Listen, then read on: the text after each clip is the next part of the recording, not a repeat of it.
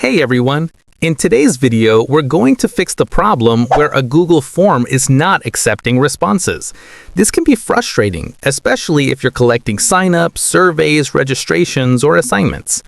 The fix depends on whether you are the form owner or the person trying to submit the form, so I'll explain both sides clearly. Let's start with the form owner. If you created the form, the first thing you need to check is whether the form is actually open for responses.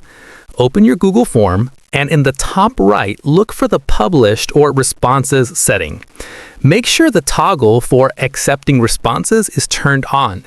If it's off, nobody will be able to submit the form. Next, check your Google Drive storage. Google Forms store all responses in your account, and if the form includes a file upload question, it uses your Google Drive space. If your storage is full, your form will stop accepting responses.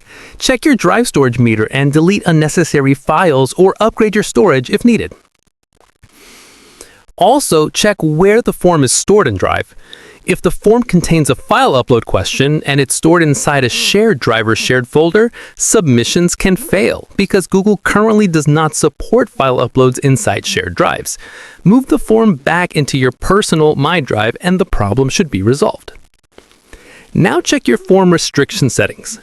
If you enabled limit to one response, users will need to sign in with the Google account.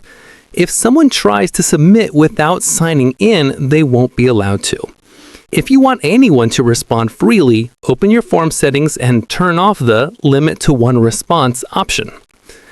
Also, review your question validation rules. If certain questions require a specific format, like numbers only or a certain date format, users may think the form is broken, when actually they just need to match the required input. Loosen the validation if needed. Now, if you are a respondent, meaning you're trying to fill out the form, here's what to check. Look for any red text indicating required questions. If even one required question is left blank, the form will not submit.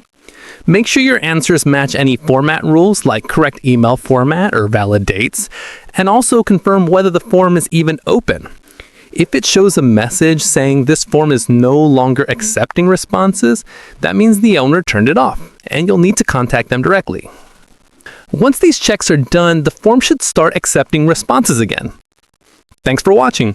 If this tutorial helped you, go ahead and like, comment, and subscribe for more easy problem-solving guides. And tell me in the comments, do you want a video on how to automatically send Google form results to email? I'll make that next. See you in the next one.